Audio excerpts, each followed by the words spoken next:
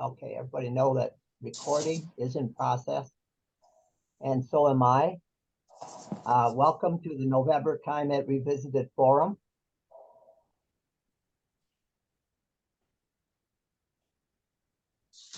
I am Michael Bowes of the Association for the Wolf Lake Initiative.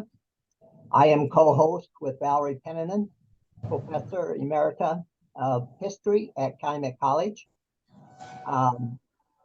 The forum is funded in part by the Indiana Humanities and the National Endowment for the Humanities. Before we hear from tonight's speaker, are there any announcements? If not, I have one. The Calumet Nature Exchange will be held at 7 p.m. on Tuesday, November 21st, with Megan Sharp and Becky Bounds, who will discuss a proposed partnership between the Illinois, Indiana affiliates of the North American Association for Environmental Education. The presentation this evening is being recorded. The recording will be available within a week on Ollie's website. Would everyone please remain on mute? After the presentation, we will have a question and answer session.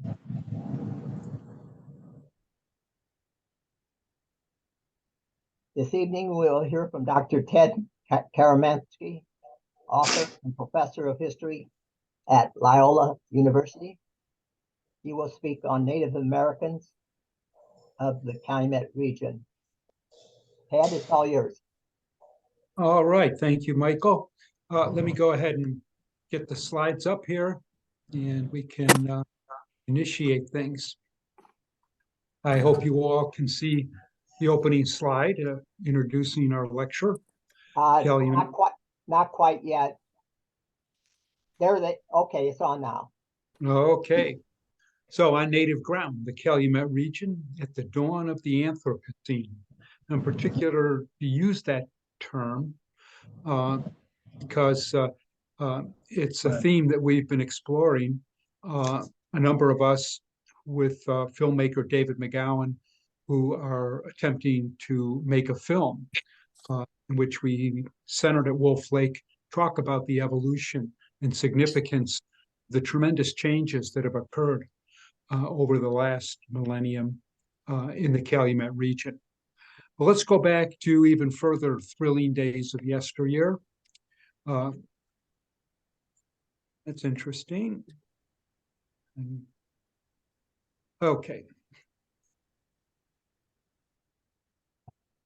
The evolution of Lake Michigan is central to understanding the Calumet region.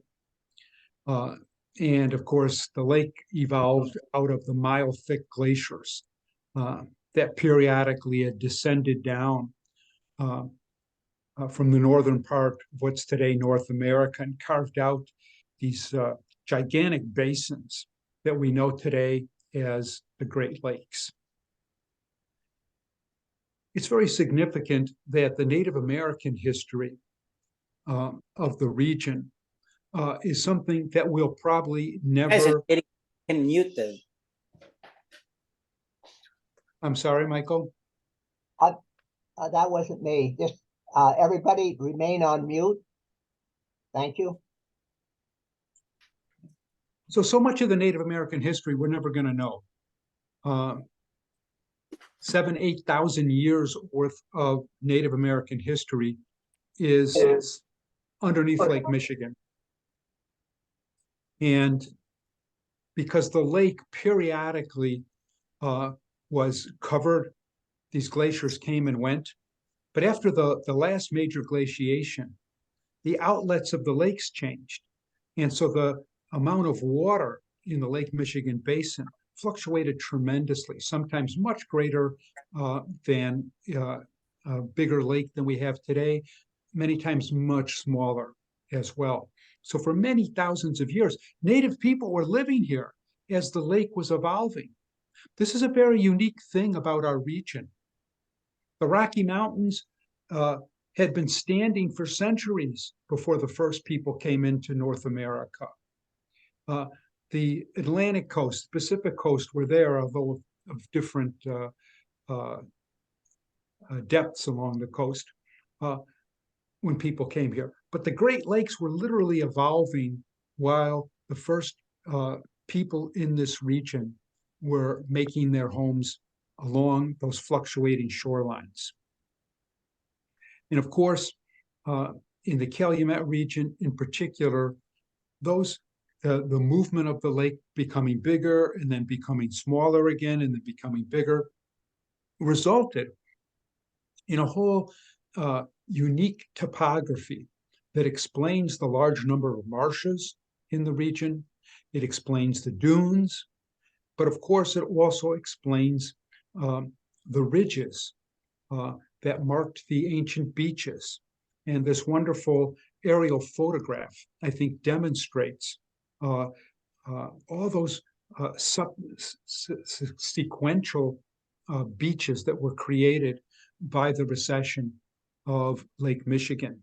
And those became the first roads. They became the sites of American Indian villages and their trails.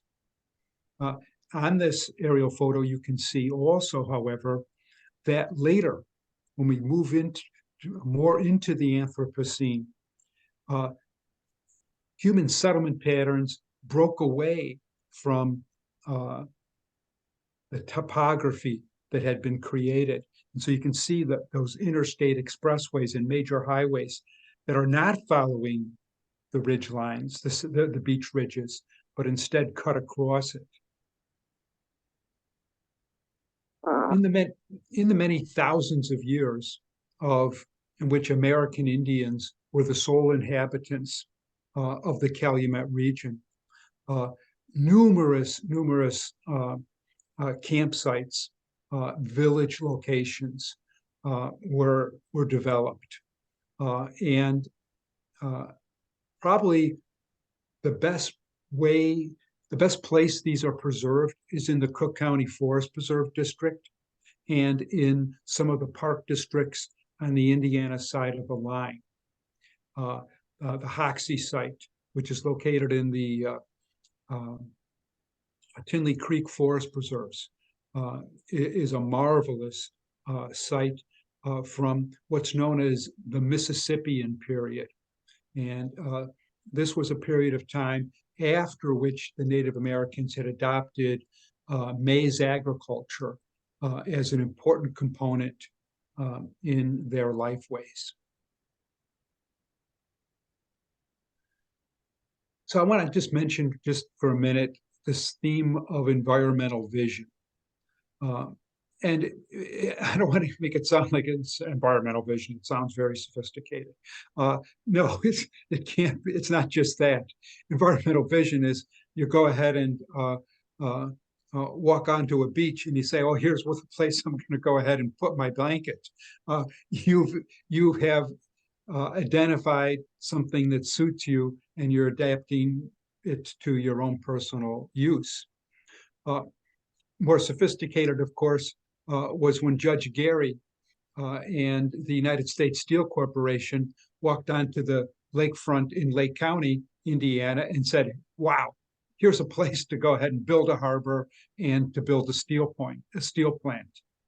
And they could envision, in looking at the Lake County waterfront, they could envision how iron ore was going to be coming down from Michigan and Minnesota, and how limestone could be coming across Lake Michigan, and coal could be brought up by train. So that's environmental vision as well. The environmental vision that I want to touch on now, however, is the Native American environmental vision, which was very different, of course. And for them, it wasn't a particular place that inspired their habitation of the region, but the diversity of places within a small area that could be accessed in the Calumet region. And we call that meeting point of diverse ecological zones as the ecotone. And in the Calumet region, ecotone, you have butting up against one another. An eastern woodland zone, a tall grass prairie zone, which often was wet prairie or marsh, and then a lake dune zone.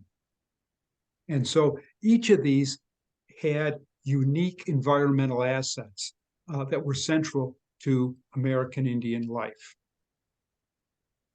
An insight into this can be found in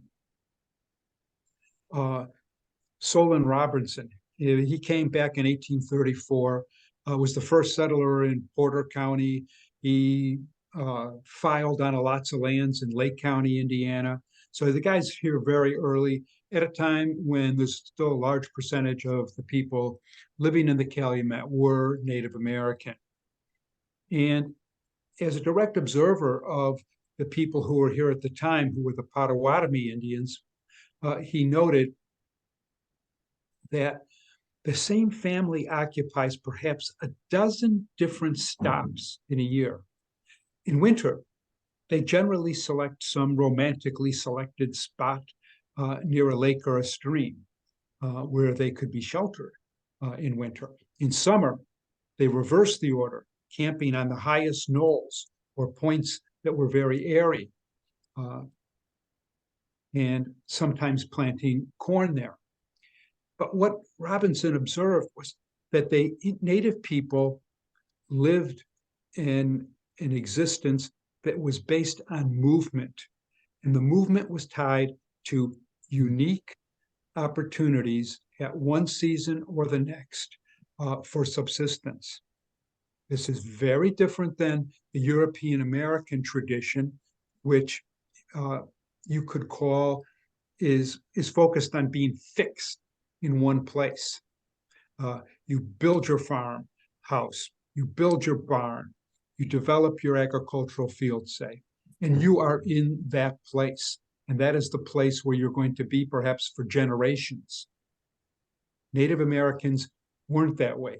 They would move in around that was based on seasonal exploitation of resources. So the summer season, for example, Potawatomi life would go ahead and settle down into larger villages near good sources of water where they could do planting. And Native Americans, when they planted maize, would always plant it in association with beans and squash. This was very important because if you just have a diet of corn, you're going to end up with pellagra. But if you mix a diet of corn with beans, you're going to get the essential amino acids that make for a very healthy diet. Also, beans replace some of the things that corn takes out of the soil. So this was a very smart type of farming that they undertook. Another important grain for the Indians in the Calumet region was what we know today as wild rice. And a little bit before they maybe would harvest their corn crop, they would go in their canoes into the marshes and they would harvest wild rice. And they would do this very carefully. As you can see, the Indian woman reaching over into the water, and she would hit the ends of these shoots of wild rice and knock the rice kernels into the canoe. Wild rice is not really a rice, it's really a wild oat, but was very nutritious. And you can see here an aerial photo in which has been superimposed in yellow superb white wild rice growing areas in the Calumet region.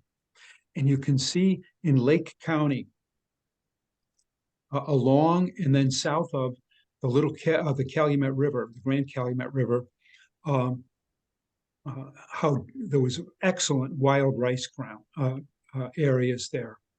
And this was a very important food source. And it wasn't just Native Americans who were living here that would exploit this, but sometimes Ojibwa and Adawa people, or even occasionally Sauk Fox, would come to the region to go ahead and exploit that food source. And Native American life is based on a very intense utilization of the environment, but always, according to the season, different areas of the environment. So they were never taxing one area too much. In the Calumet region, American Indian peoples exploited over 487 different native plants, flowers, leaves, could often be made into medicine, or even a beverage. Fruits, of course, we'll talk about those a little bit, were important. And many of the plants that they would harvest would be dried and preserved to be used later in soups or stews. Nuts were very important, which could be used as food or, again, as medicine. Very many different greens that you would walk right past today. Fern shoots, for example, who would think of that? These were important ways to get vegetable matter into their diet. And of course, with the marshes, another important crop in the Calumet region were cranberries. Solon Robinson recorded that hundreds and hundreds of bushels of cranberries were gathered and sent off in a wagon to the nearest markets. When winter came, that's when the Indian families would hunker down. They would go to a more sheltered location. And ideally, these locations would be near where some of those marshes were.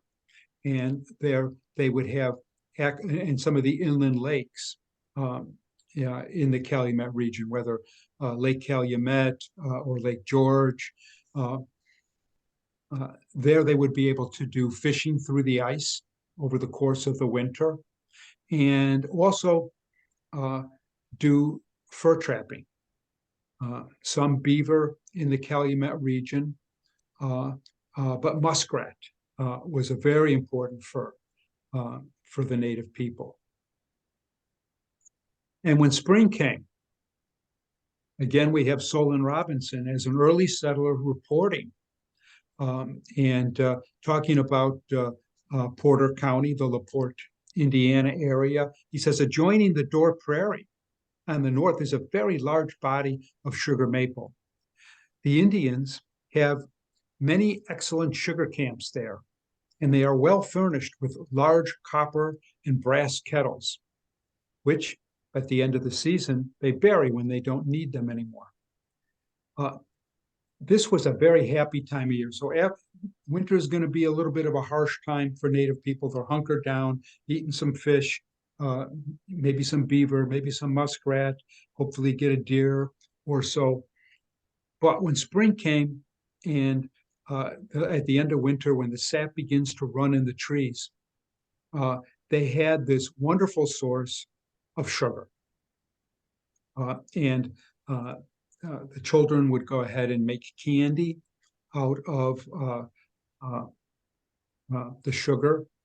And of course, you'd gather the sap, and then they would boil the sap down into sugar and then pack the sugar away for use throughout the year. A favorite beverage would have been to boil up a pot of water and throw in a considerable amount of maple sugar. And this was a very tasty maple drink that was often used at the beginning of Native American councils, meetings between different bands and peoples, in addition to, of course, smoking the Calumet. So for the Potawatomi Indians, who were the last group of native people to occupy the Calumet region, in the early historic period. Their whole life revolved around exploiting the environment on a seasonal basis. Kyle Veit, who is an enrolled member of the citizen band of the Potawatomi Nation, in reflecting upon this tradition, said, in our seasonal round, a part of what makes it work is that what humans do, but another part involves the ecological conditions that interact reciprocally with what people do. And that's where Native American life was very different than the European American tradition. And it wasn't simply about imposing a subsistence system upon a landscape, but one that having a subsistence system that operated in some degree in harmony with that environment. Also important in the way in which they exploited the plants in the region was the Midewiwin.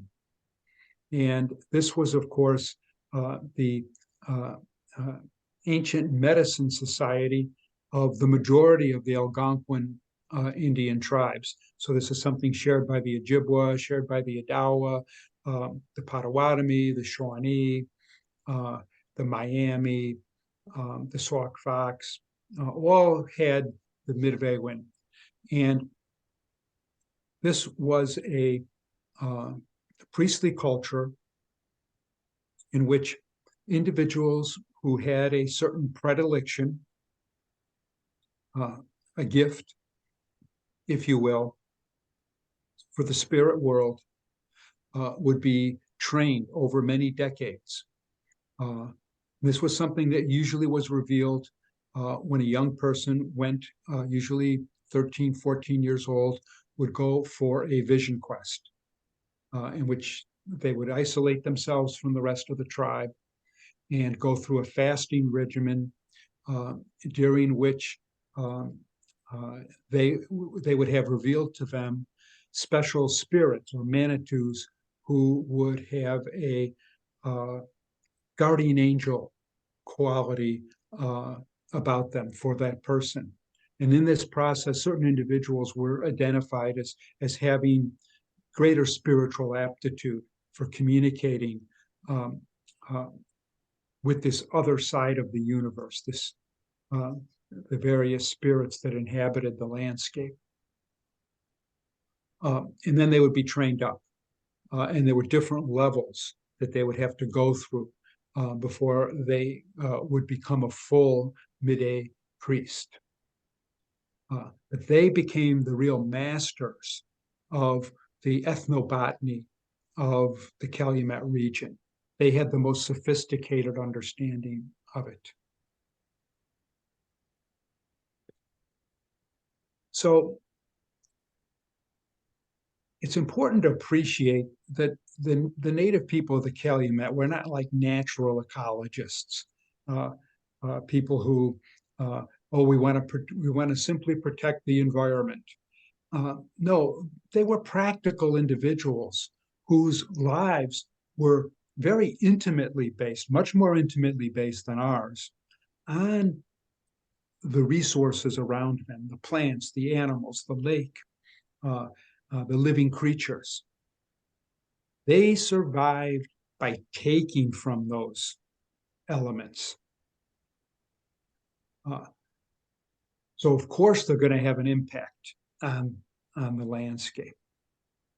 Their relationship with nature was an ethical one, however, not an ecological one. When I say an ecological one, I'm saying that, okay, we have this science-based society and we understand certain relationships through the science of ecology between vegetation on the land and different flora and fauna.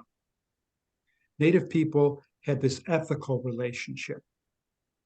They believed that all objects in the earth, from a rock to a tree, to a bird, to a deer, all had unique spirit manifestations. And you had to understand and respect the spirit aspect of all these things that we see around us. If we take a walk in the woods, we would be looking, each tree had its own spirit, each deer, each rabbit, each beaver, each mosquito. There was a spirit there.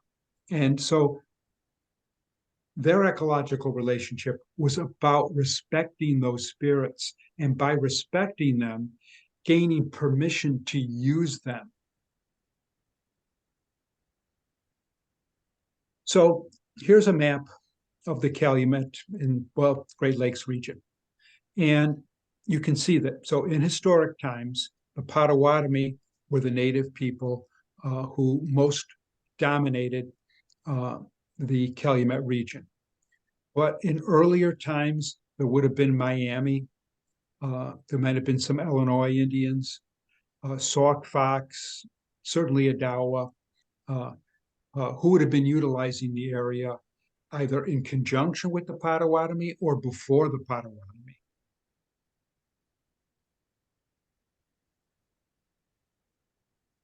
This map is the first known reference to the Calumet region. On this John Mitchell map from 1855, Mitchell was a British cartographer. He refers to this area, you can see it at the bottom of Lake Michigan. He refers to it as Quadush. And that's a name the Iroquois had given to the Potawatomi. And hence, Mitchell puts that name on this region. The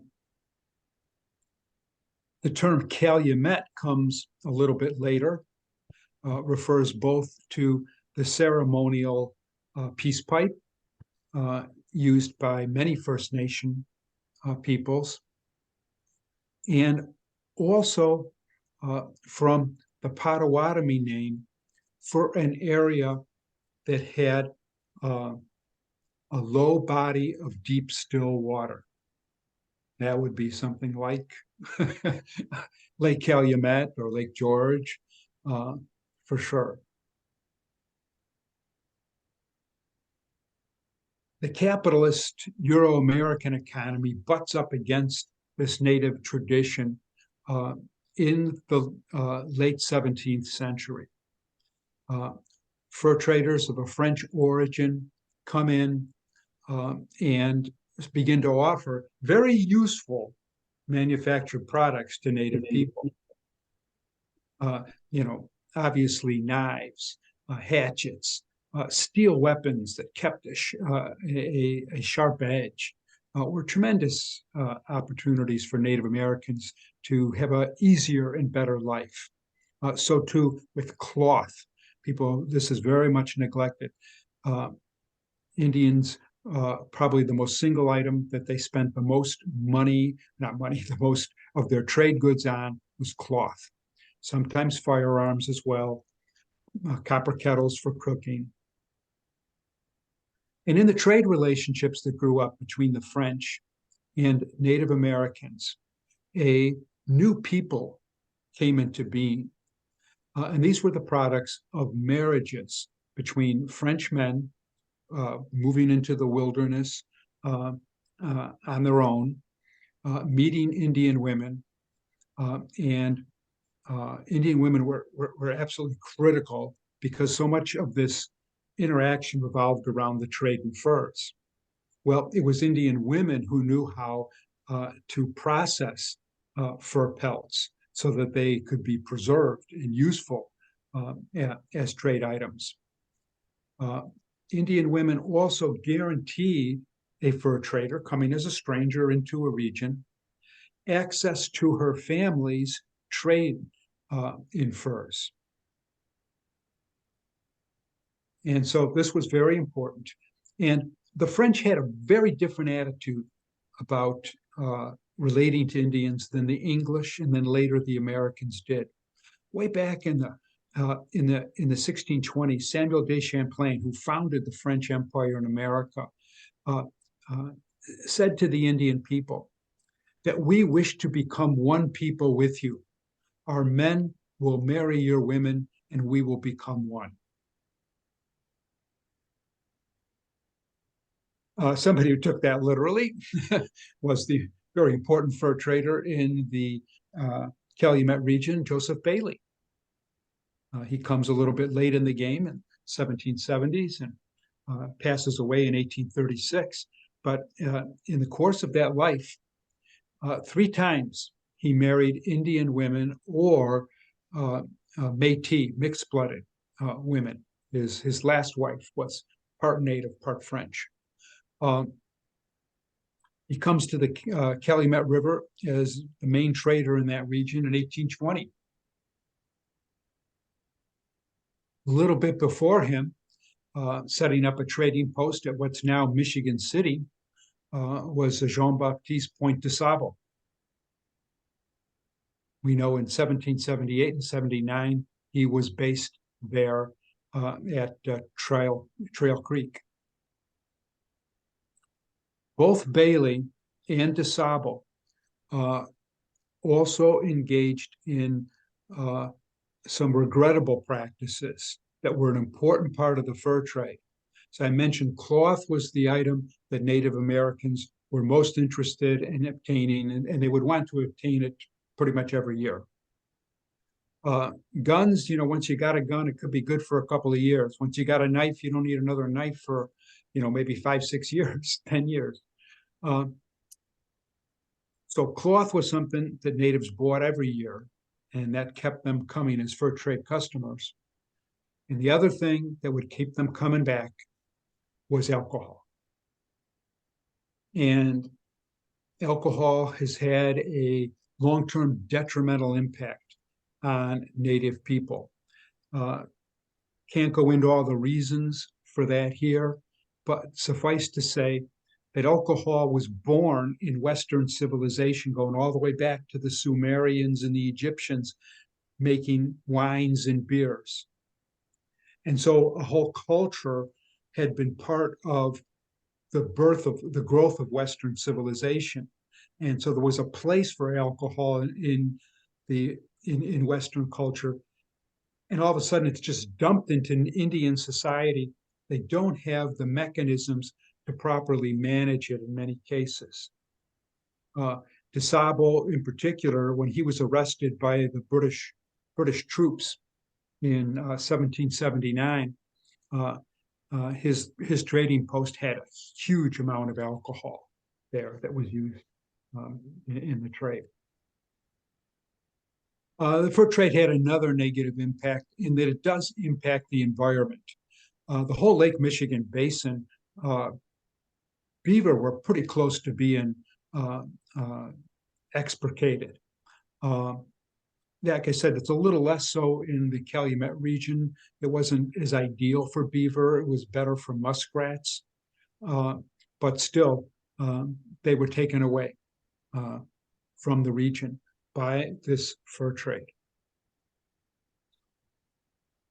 One of the misunderstandings that sometimes people have is that the really effective Native American resistance to the United States took place in the far west, where you had Indian leaders like Geronimo and Crazy Horse and Sitting Bull.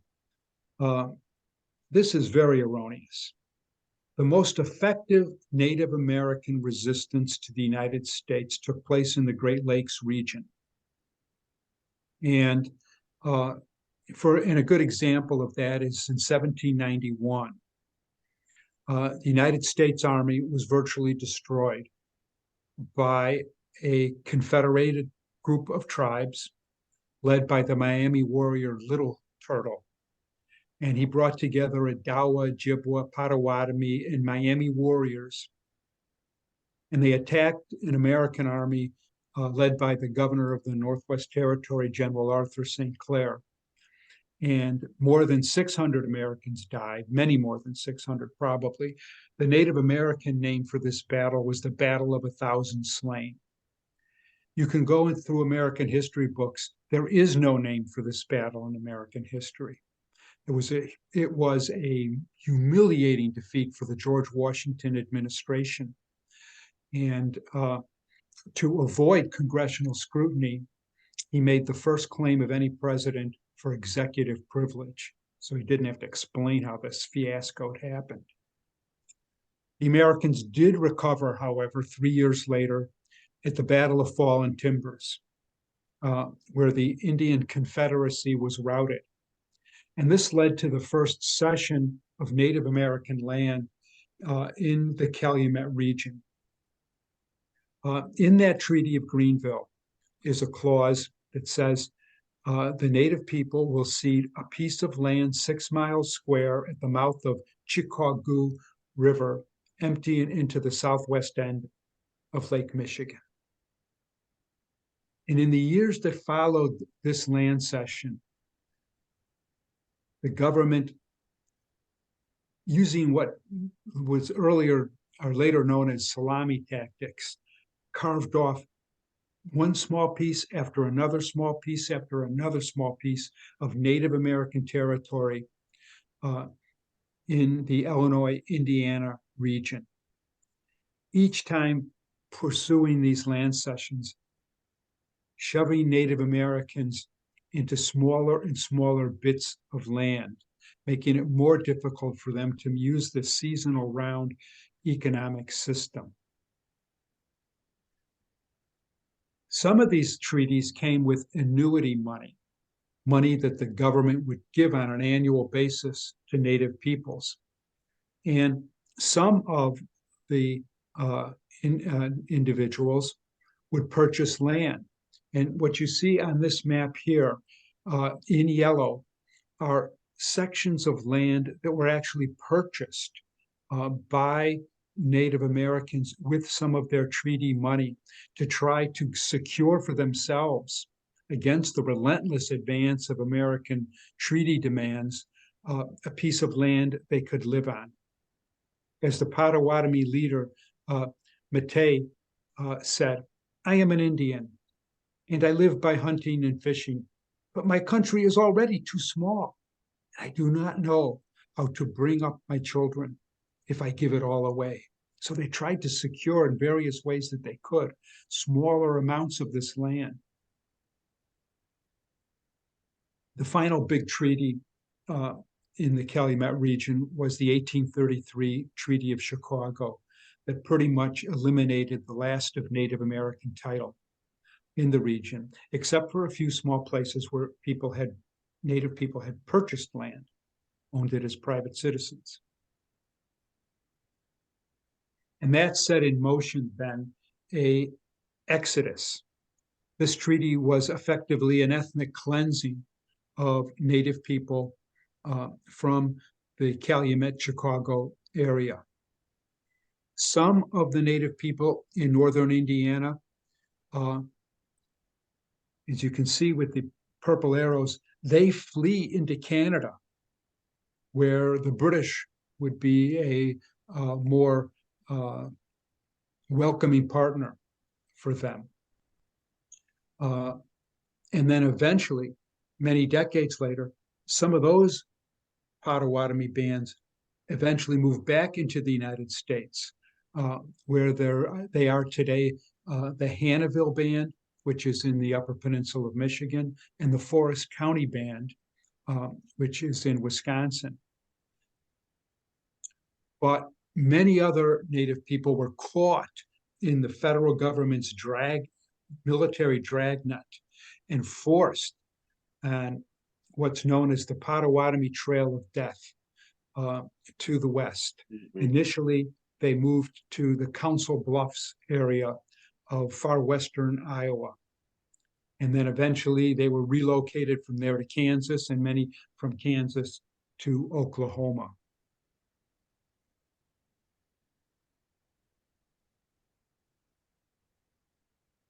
The Bailey family, which of course were part Native American, they were essentially Métis, mixed-blooded. They undergo a process that is very typical of what happened with Native people who were here. So some members of the Bailey family end up still wanting to be fur traders, like their father was, and so they end up going further west, where there's better fur hunting and where their Potawatomi Indian customers are being exiled to. And so some of them end up living on the Western Indian reservations with their Potawatomi cousins. Other members of the family marry into Chicago businessmen and eventually become marketers of real estate in the Calumet region.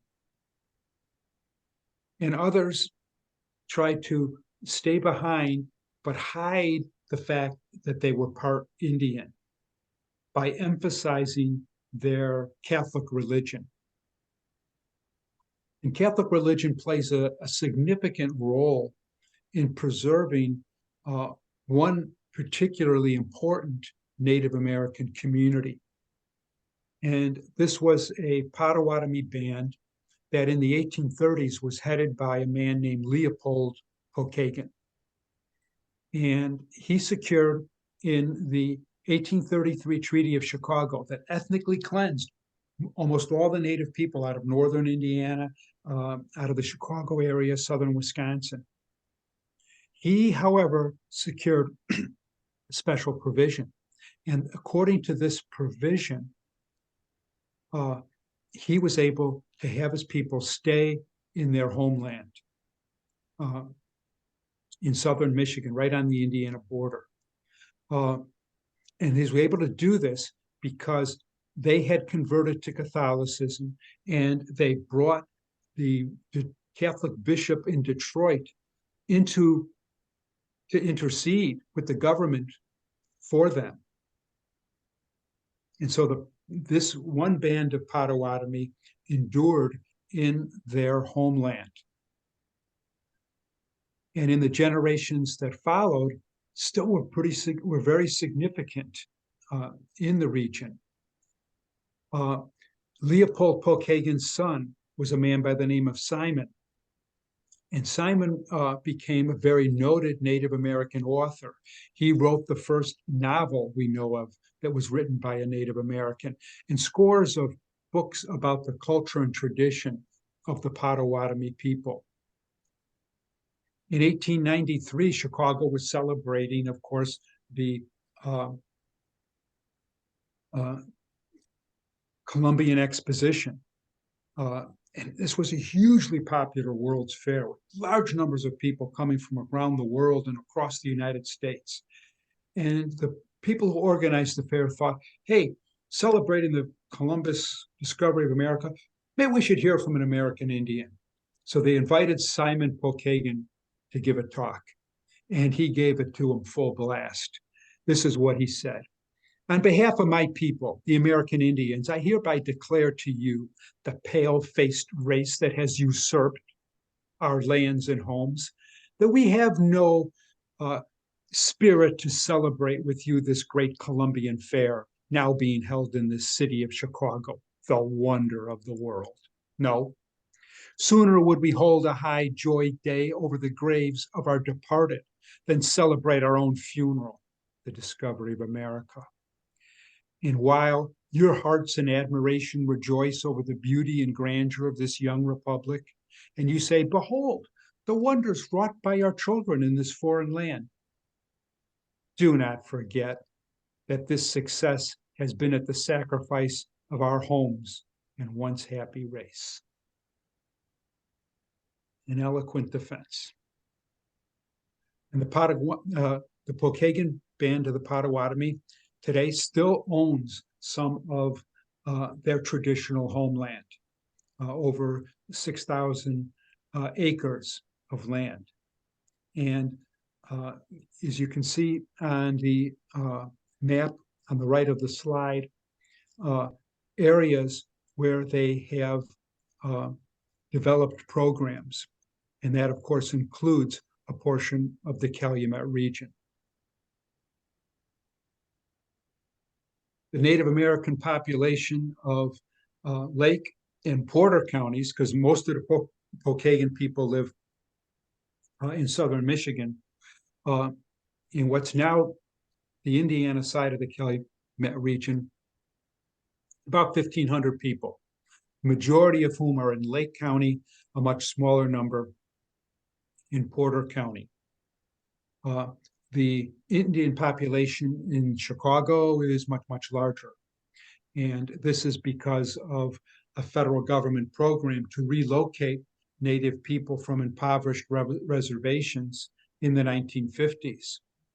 Unfortunately, the government did not provide the promised services to these Indian migrants to Chicago, and they had a difficult time adjusting to urban life, but were able to do so through a mutual help organization called the American Indian Center, which is still very active and important in Chicago for the more than 100 different tribes that are represented in the over 50, almost 60,000 Native Americans who are in Chicago today. And so that is our Native American Heritage Review, month review of the Indian history of the Calumet region. And so with that, I will stop screen sharing and ask for any of your questions.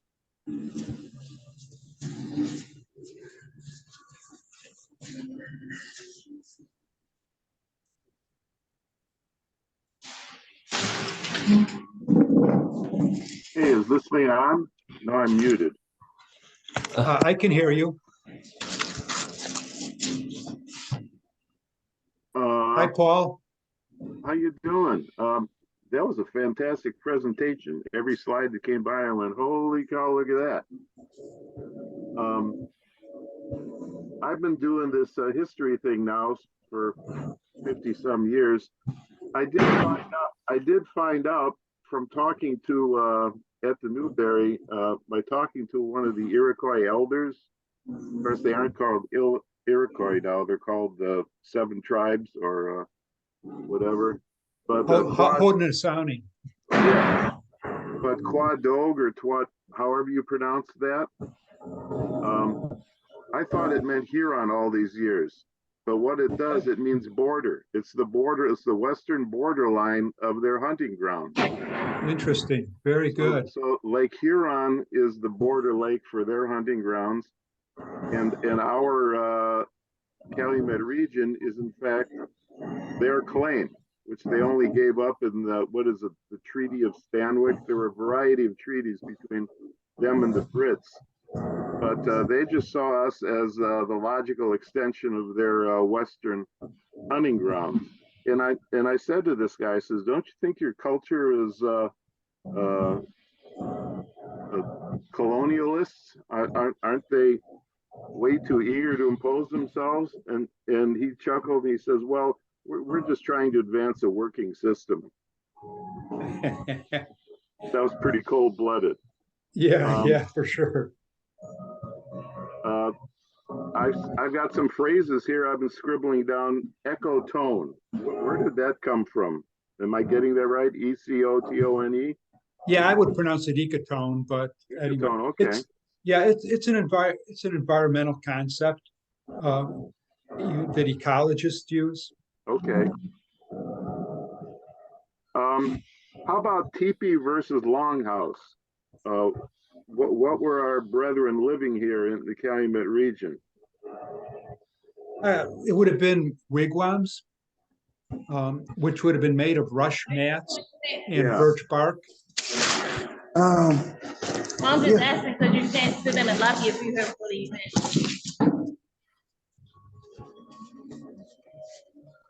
So it was teepee, not longhouses? No, I didn't say teepee. What did I say? Wigwam. Wigwam. Yeah.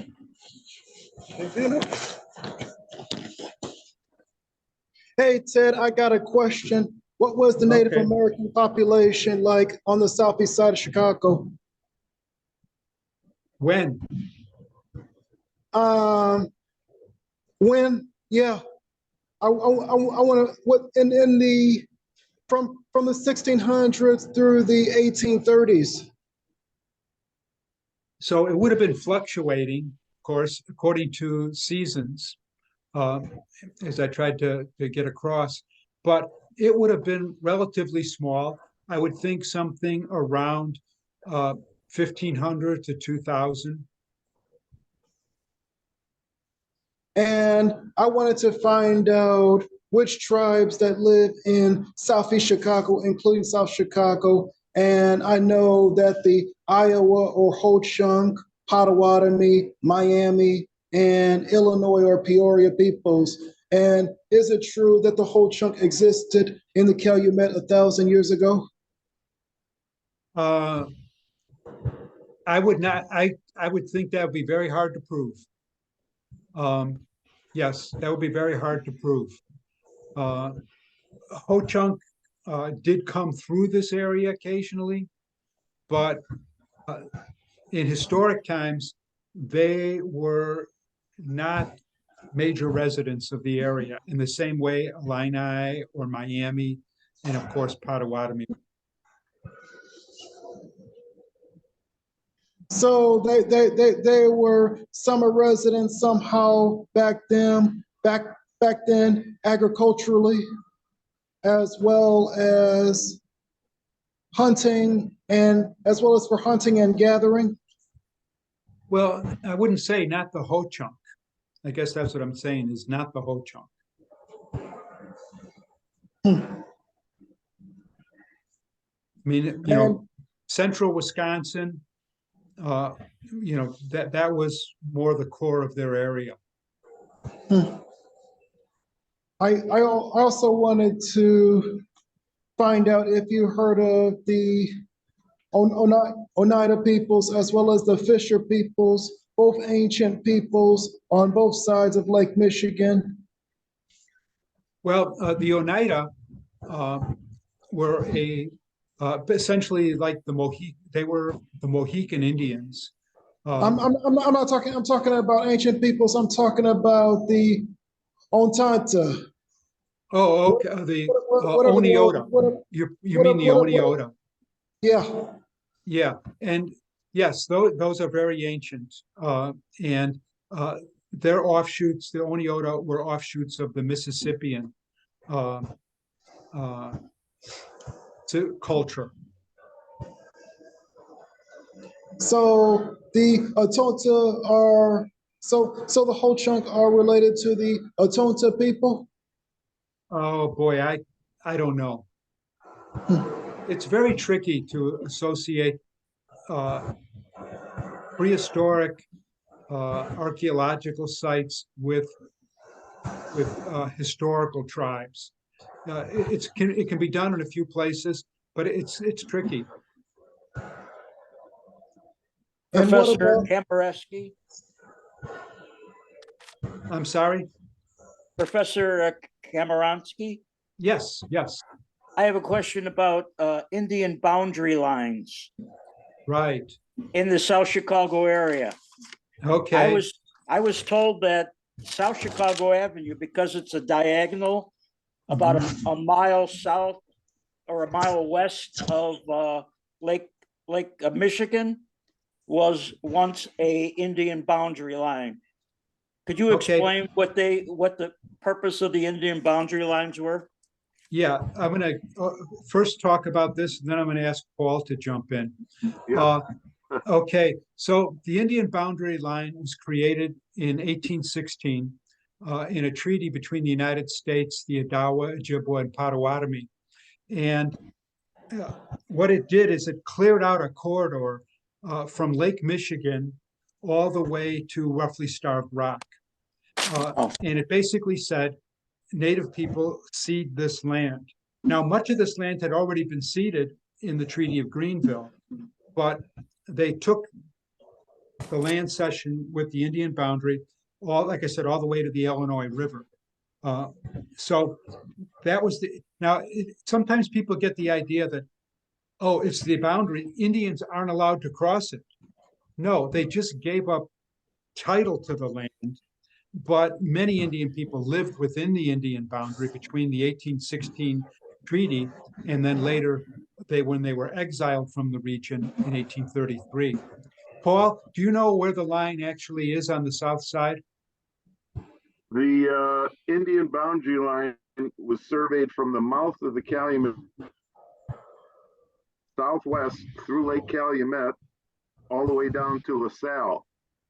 The original proposal was to have the line start 10 miles south of the Chicago River, but they found 12 miles south of the river a better place of beginning. And I found that this Indian boundary line is a whole lot like the Iroquois Indian boundary line that shows on the map. The southwest corner of Lake Michigan turns out to be known to everybody as kind of a transition, both ecologically and politically. This Indian boundary line has assumed a rather bizarre character on the north side, the northern Indian boundary line. Decades of north side dads told their sons that we kick the Indians out and they're not allowed to be here because of the Indian boundary line, which ain't necessarily so. But the Indian boundary line, both of them appear on all of our real estate, all of our homeowners' land descriptions. And right now on the south side, we're looking at a spot where the Indian boundary line crossed an 8,000-year-old creek bed. This is here in the West Palm community, about 125th in LaSalle. And we have yet to find the day book of the poor guy who had to survey the southern Indian boundary line, but he had to slog through Lake Calumet in the winter. So this was not a pretty job. And I forget the guy's name, but when he finally surveyed the southern Indian boundary line and was done, that's where he bought a cabin. He says enough. He hunkered down. And I do like the phrase hunkered down. It's so defiantly American. But the southern Indian boundary line shows up in very few places. Up until recently, it was the George Brennan Highway, which ran parallel to I-57 south of Blue Island. But there's a whole lot of other Indian boundary lines that show up in Indiana and not Illinois. So it's the concept of turning tribal lands into real estate. And our buddies the Potawatomis did not sign off on their own land. The Sac and the Fox came in and said, well, you did to us, you've done this to other tribes. So basically the Sac and the Fox claimed this land for treaty money. So there was always one tribe doing another tribe dirt, which is why it's hard to get reality of the pre-Potawatomi era, because the Potawatomis came in and just kicked everybody out. The Potawatomis by the 1760s, they just gangstered everybody else out of their land. The Illinois, predominantly, the Kickapoo also. So we're living very much in a post-Potawatomi historical world here. The virtue signaling that we see at the Field Museum, when they say this building is built on Potawatomi land, it's kind of goofy because the Field Museum sits on landfill, and before the Potawatomi were many other tribes. So it's a pretty hairy area to be making declarative statements. I just think that's fair.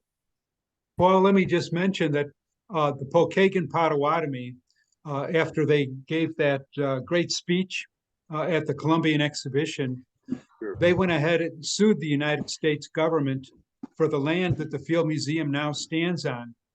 All that landfill, they said, we never ceded the bottom of Lake Michigan, and now you're using it. That should be our territory. And the case went all the way to the United States Supreme Court. But in 1914, the Supreme Court found against the Potawatomi. What a surprise. Yeah. I wanted to ask another question. Actually, Blake, can I get a question in today? Yes, Mario. Yeah, I'd like to ask, what do we know about Mador Beaubien, the son of the fur trader and his native mother? Yeah, I'm trying to remember that now.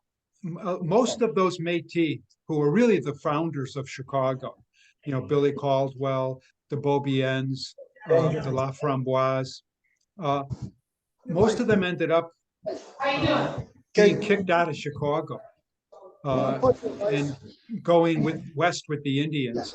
I don't know exactly the fate of Medro Beaubien, so I can't answer that correctly, Mario. Okay. There's an issue of Chicago History Magazine that addressed that back in the 70s. The quarterly is no longer published, but if you find a run of it, you can get one of those index volumes, and it's I think it's called When Chicago Was French. Huh. Okay, I'll look for that. I want to ask about if the Sauk and the Kickapoo existed in the Calumet area centuries ago. Yeah, the Potawatomi asked them to politely leave.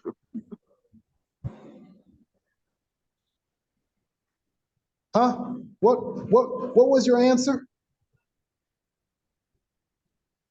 Yes, the Sauk and Fox sometimes utilized the Calumet region, but by the 1730s, they were no longer welcome.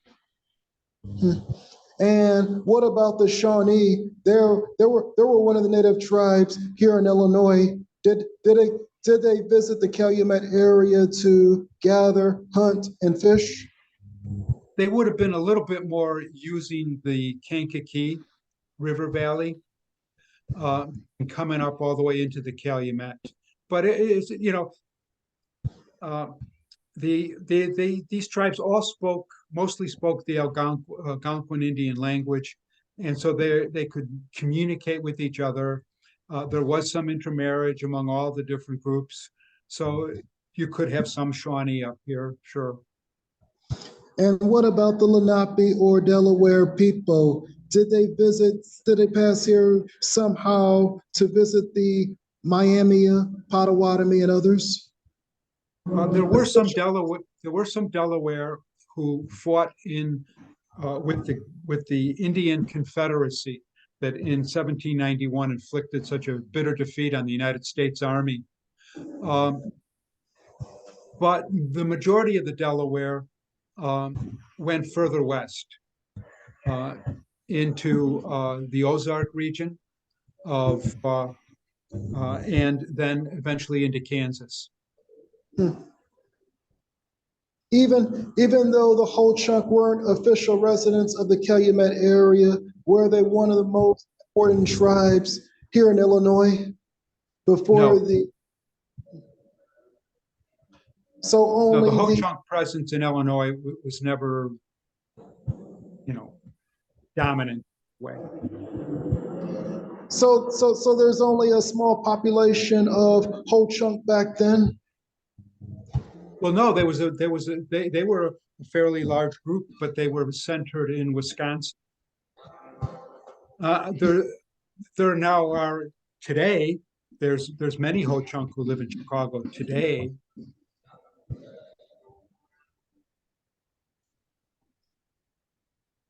And I was wondering what was the Native American population like here in Illinois centuries ago, beginning in the 1600s, besides the Illinois people?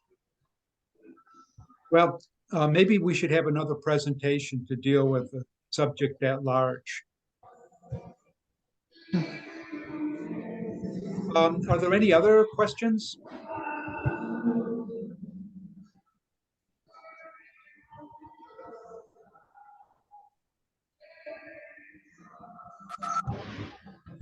Okay, if we don't have other questions, then maybe it's time to draw this to a close.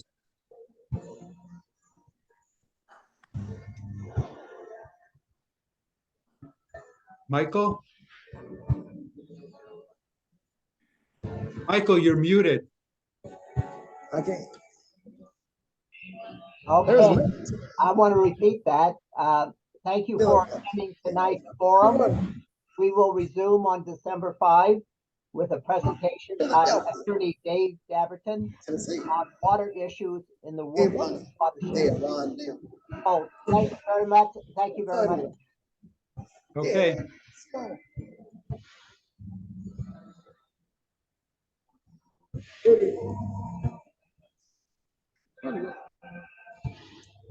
We're very close, very close.